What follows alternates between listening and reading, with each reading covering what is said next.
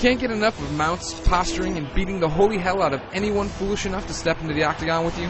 Well, luckily UFC Undisputed 2010 is here and packing a number of additions to try to make itself more of a contender than it was last year.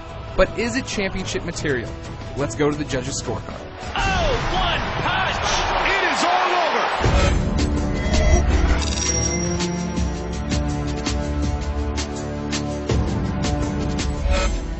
At first glance, the presentation in UFC Undisputed 2010 is off the frickin' charts. At the main menu, you have stylized screens that look like they were pulled from a pay-per-view, and when you jump into a career mode, it's easy to be overwhelmed by the style and pizzazz. There are TV-style intros with the fighters talking about the upcoming match, commentary touching on your last few fights, and post-match interviews where you choose the theme of your fighter's response. It's awesome, but then the seams start to show. Don't get me wrong, I enjoyed the 12-year career mode, but when I started to see my fighters say the same thing over and over again, hear Rogan repeat the same facts again and again, and realize I couldn't change my difficulty, some of the luster was lost. I just had too many tools for him to deal with. I really wanted to come in here and make a statement to the rest of the division, and I think I did that. Outside of the career mode, which is a menu-heavy endeavor with little guidance, there are the standard exhibition, tournament, and classic match modes, but 2010 puts a different spin on multiplayer this time around. Online matches are back, but this time you can create and join online fight camps to act as your clan. The training sounds cool, but the system's far from intuitive. In the office, we were baffled trying to figure out what the game wanted us to do, and a few of the online matches I tried were laggy. Online camps are a good idea, but they didn't really come together this year. Oh, but he ate a left hand.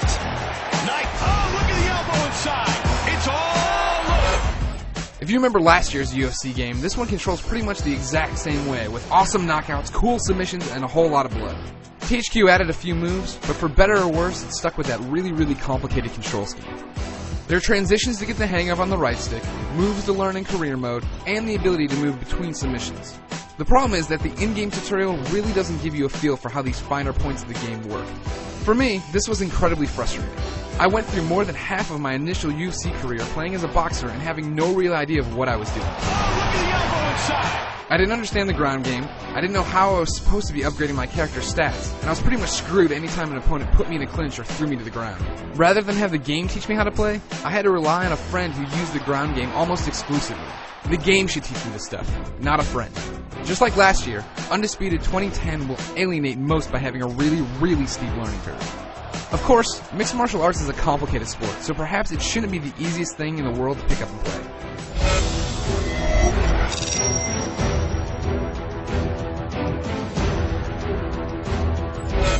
With the presentation and gameplay stuff out of the way, you know what makes up UFC Undisputed 2010, as most modes and matches are variations of those themes. There are parts that are super cool, like the post-match interviews and the awesome knockouts, but then there's the repetition of the commentary, the menu-heavy career mode, as well as the overall been-there, done-that feel of the game in general. Undisputed has some great ideas and is a lot of fun to play, but there's no doubt that there's room for improvement if this one wants to be the champion of all things MMA. There's nothing in the game that should keep fans away from UFC Undisputed 2010, but they shouldn't go in expecting an easy knockout. For my full review, check out IGN.com.